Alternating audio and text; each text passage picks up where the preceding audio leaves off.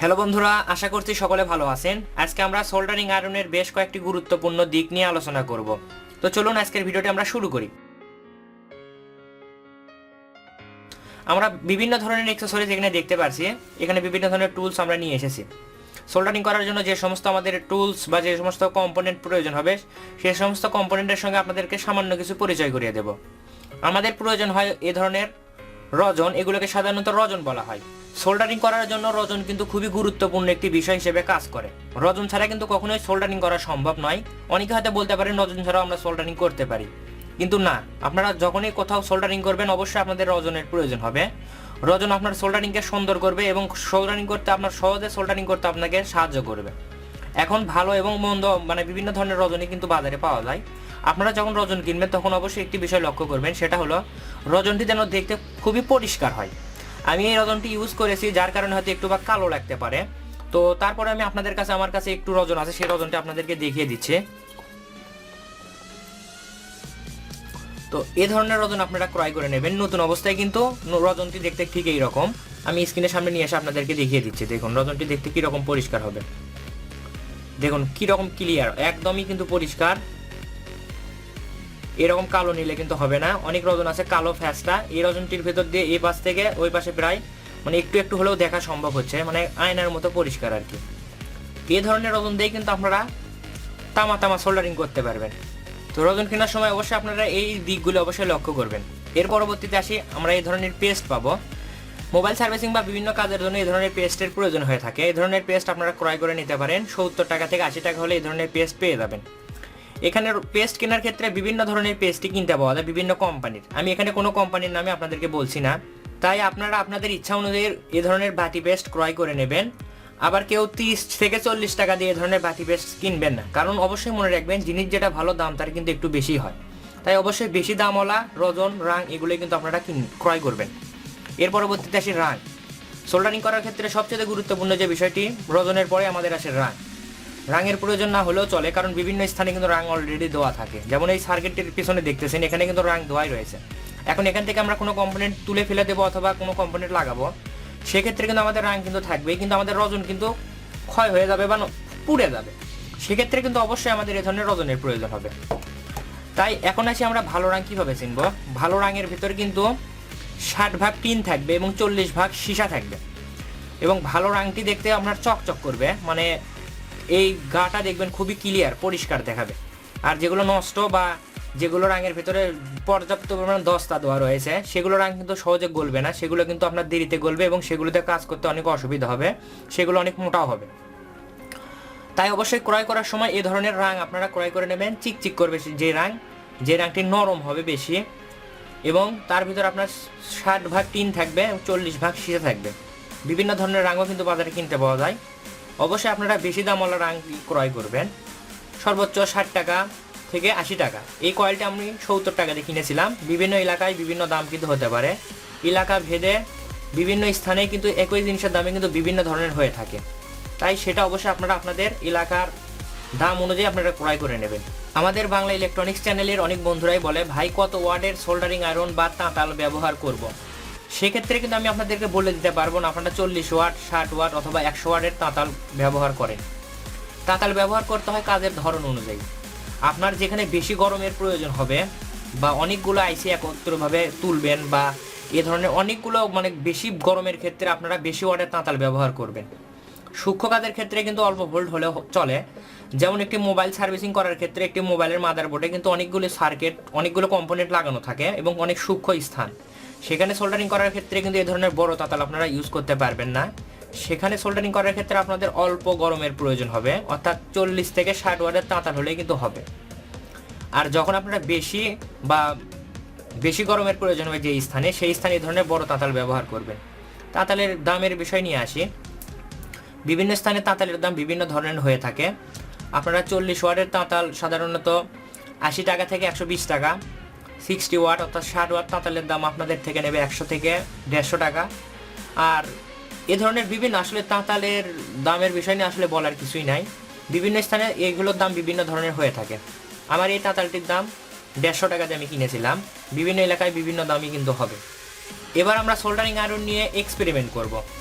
অর্থাৎ আমরা বিভিন্ন স্থানে সোল্ডারিং করব, শুধুমাত্র আমরা তাঁতালটি লাগিয়ে দেখব আমাদের কেমন সোল্ডারিং হয়।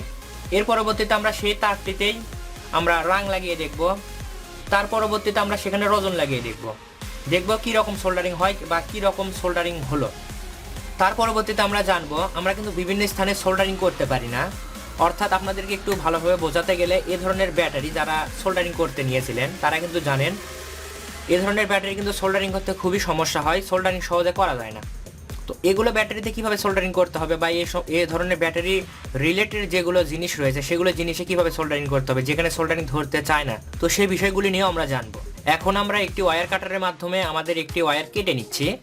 এই ওয়্যারটি আমরা প্রথমে শুধুমাত্র ওয়্যারটি সোল্ডারিং করার চেষ্টা করবো, দেখি সোল্ডারিং হয় কিনা। তো সোল্ডারিং আয়রনের মাধ্যমে আমরা সার্কিটের এখানে ধরুন এই তারটি সোল্ডারিং করবো, দেখি সোল্ডারিং ধরে কিনা।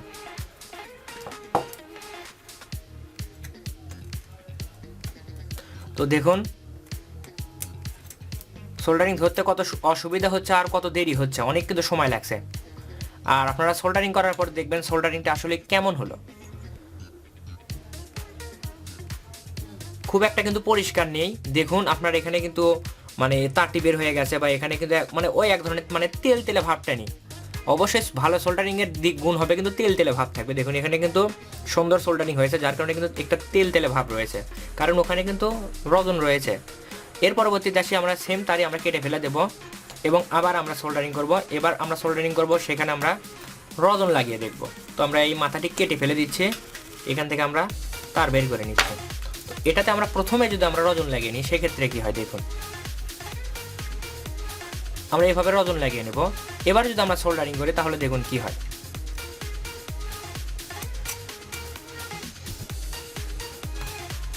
এবার দেখুন আমাদের সোল্ডারিংটি কত সুন্দর হলো, আমাদের প্রত্যেকটি টার্মিনালে কিন্তু ঢেকে গেছে আমাদের রজনটির রাং এবং রজনের মাধ্যমে। রাং এবং রজন দুটাই কিন্তু খুব সুন্দরভাবে মিশ্রিত হয়ে কিন্তু আমাদের সোল্ডারিংটি অনেক সুন্দর হলো। দেখুন এভাবে আপনারা ঠিক সোল্ডারিং করবেন। অনেক বন্ধুরা রয়েছে সোল্ডারিং আয়রনের বিট কালো হয়ে যায়, সেখানে রজন বা রাং ধরতে চায় না। এটার একটি বিষয় হলো আমরা সোল্ডারিং আয়রনকে কোথায় কিভাবে ব্যবহার করব, এই বিষয় নিয়ে আমরা অলরেডি একটা ভিডিও দিয়েছি। এর পরবর্তীতেও আমাদের সেই ভিডিওর হয়তো কোয়ালিটি ভালো না বা ভয়েস কোয়ালিটি ভালো না, যার কারণে আমরা এই ভিডিওটি করতেছি।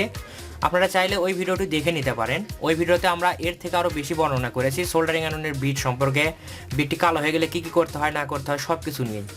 তো তার পরবর্তীতে যারা রয়েছেন এই ভিডিওটি দেখুন, এই ভিডিওটি দেখলে কি বুঝবেন, দেখবেন সোল্ডারিং আয়রনের যে মাথাটি রয়েছে সেই মাথাটিতে অবশ্যই রাং লাগানো থাকতে হবে। যেখানে রাং লাগানো থাকবে দেখুন সেখানে খুব সুন্দর হয়ে কিন্তু আমাদের রাংটি গলে যাচ্ছে। রাংটি আমাদের দিতে না দিতেই কিন্তু গলে যাচ্ছে। দেখুন আবার লক্ষ্য করুন, এখন যেখানে কালো দিক রয়েছে কালো, সেখানে যদি আমরা এভাবে করি তো আপনারা দেখুন কালোতে কিন্তু আমাদের এখানে ধরে রাখলেও কিন্তু এখানে কিন্তু গলতেছে না, আমাদের রাংটি কিন্তু গলছে না। দেখুন কিন্তু আমরা এখানে যদি একটু ধরি দেখুন আমাদের এটা কিন্তু গলে যাচ্ছে। এটাই হলো সবচেয়ে বড় দিক, আমাদের এটাতে অবশ্যই এটার উপরে রাঙের একটি প্রলেপ থাকতে হবে। এই ধরনের একটি প্রলেপ দিয়ে রাখবেন আপনারা। যখন আপনাদের কাজ শেষ হয়ে যাবে তখন এই ধরনের একটু পরিমাণ রাং দিয়ে রাখবেন। এর পরবর্তীতে এটা আপনারা লাইন অফ করে দিলে শুকিয়ে গেলে এটা কিন্তু থেকে যাবে। পরবর্তীতে যখন কাজ করবেন তখন আবার কিন্তু এটার উপরে এক ধরনের প্রলেপ থাকবে। কিন্তু আমরা ওটা যদি ফাঁকা রাখি অথবা আমাদের ওখানে যদি রাং না থাকে সেক্ষেত্রে কিন্তু ওটা কালো হয়ে যাবে। পরবর্তীতে ওখানে আর আমাদের সোল্ডারিং করতে অসুবিধা হবে বা আমরা সোল্ডারিং করতে পারবো না। এভাবে আপনারা খুব সুন্দর করে কিন্তু তাঁতাল ব্যবহার করে কিন্তু সোল্ডারিং করতে পারবেন। এবার দেখুন আমাদের বাটি পেস্টের কাজ। বাটি পেস্ট কি কাজে লাগে, পূর্বে আমরা সোল্ডারিং করেছিলাম সেখানে কিন্তু আমাদের দেরিতে এই তারটি এখানে সোল্ডারিং হয়েছিল বা লেগেছিল। এখন আমরা যদি এখানে বাটি পেস্ট ব্যবহার করি তো সেক্ষেত্রে কিন্তু আরও দ্রুত আমরা সোল্ডারিং করতে পারবো। কিন্তু বাটি পেস্ট কিন্তু সব স্থানেই কিন্তু আমরা ব্যবহার করতে পারবো না, শুধুমাত্র সূক্ষ্ম স্থানের জন্য কিন্তু বাটি পেস্ট ব্যবহার করা হয়। বা যেখানে দেখবেন দুইটি টার্মিনাল একত্র হয়ে যাওয়ার সম্ভাবনা থাকবে সে সমস্ত স্থানে এ ধরনের বাটি পেস্ট আপনারা ব্যবহার করবেন। দেখুন বাটি পেস্ট ইউজ করার ফলে কিন্তু খুব সুন্দরভাবে সোল্ডারিং করা যায়। এভাবে আপনারা সোল্ডারিং করতে পারবেন। এবার আসি ব্যাটারি। এ ধরনের ব্যাটারিতে কিন্তু আমরা খুব সহজে সোল্ডারিং করতে পারি না। এই সমস্ত ব্যাটারি সোল্ডারিং করার একটি সহজ ট্রিক্স রয়েছে, এখন আমরা আপনাদেরকে সেই ট্রিক্সটি দেখিয়ে দেব। আমরা এই ব্যাটারিকে প্রথমে নষ্ট করে নিচ্ছি, আমরা এই তারগুলিকে খুলে ফেলে দিচ্ছি, আমাদের তারগুলির প্রয়োজন নেই। আর এই সমস্ত কাজ করার পূর্বে অবশ্যই সাবধানে করবেন, কারণ ইলেকট্রিক বা ইলেকট্রনিক্স কাজগুলো অবশ্যই সাবধানতার সাথে করতে হবে। কারণ যে কোনো সময় বড় ধরনের দুর্ঘটনা ঘটে যাওয়ার সম্ভাবনা থাকে।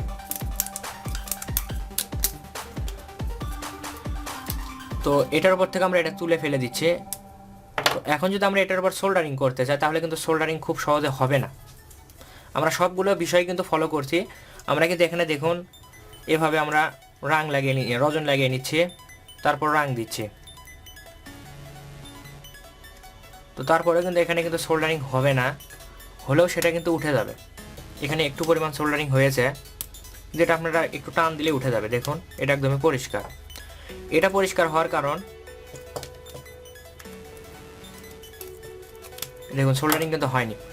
এটা হওয়ার কারণ আমরা কাঁচের উপর কিন্তু কখনোই আমরা দাগ তুলতে পারবো না। আপনারা একটা ছুরি জাতীয় কিছু জিনিস দিয়ে আপনারা কাঁচের উপর এভাবে দাগ তুলতে পারবেন না। এই সমস্ত ব্যাটারি সোল্ডারিং করার পূর্বে আমরা এভাবে ঘষে নেব উপরে, কারণ এর উপরে এক ধরনের তেল তেলা ভাব থাকে। আপনারা কাঁচের ওপর কখনো ছুরি দিয়ে কিন্তু দাগ তুলতে পারবেন না, তো সেখানে কিন্তু সোল্ডারিংও হবে না। তাই অবশ্যই আমাদের এভাবে ঘষে নিতে হবে। আমরা ছুরি জাতীয় কিছু জিনিস দিয়ে এভাবে ঘষে নেব। এভাবে ঘষে নিলে কিন্তু পরবর্তীতে খুব সহজেই কিন্তু ওখানে সোল্ডারিং হবে। সোল্ডারিং করার পূর্বে আপনারা একটু পরিমাণ বাটি পেস্ট এখানে দিতে পারেন, এটা আপনাদের সুবিধার জন্য বা ভালো হবে। এভাবে একটু পরিমাণ বাটি পেস্ট আমরা দিয়ে নেব। দিয়ে নেওয়ার পরবর্তীতে আমরা এখানে একটু পরিমাণ রজন দিয়ে নেব। রজন দিয়ে এভাবে পরিষ্কার করে নেব জায়গাটি। পরিষ্কার করে নেওয়ার পরবর্তীতে আমরা ওখানে এভাবে প্রথমে আগে তাঁতালটিকে ধরে রাখবো। তাঁতালটি ধরে রাখবো, একটু গরম হতে হবে, মানে স্থানটি একটু গরম হওয়ার পরে আমরা এখানে আমাদের রাংটি এভাবে লাগিয়ে দেবো। রাংটি লাগিয়ে দেওয়ার পরে কিন্তু দেখবেন খুব সুন্দরভাবে সোল্ডারিং হবে। দেখুন সোল্ডারিং কিন্তু ধরে গেছে। এখন এখানে আমরা যে কোনো টার্মিনাল কিন্তু সোল্ডারিং করে নিতে পারবেন। তো বন্ধুরা এভাবে আপনারা যে কোনো ধরনের ব্যাটারিতেই কিন্তু সোল্ডারিং করে নিতে পারবেন ব্যাটারির সঙ্গে। তো বন্ধুরা আশা করি আজকের ভিডিওটি ভালো লেগেছে। ভিডিওটি ভালো লাগলে অবশ্যই ভিডিওতে একটা লাইক দেবেন। কোনো কিছু জানার থাকলে আমাদেরকে কমেন্ট করে জানিয়ে দিতে পারেন। আপনি আমাদের চ্যানেলে নতুন হয়ে থাকলে আমাদের চ্যানেলটি সাবস্ক্রাইব করে পাশে থাকা বেল আইকনে ক্লিক করে দেবেন এ ধরনের আরও নতুন নতুন ভিডিও দেখার জন্য। আজকের এই ভিডিওটি দেখার জন্য আপনাকে অসংখ্য ধন্যবাদ। আল্লাহ হাফেজ।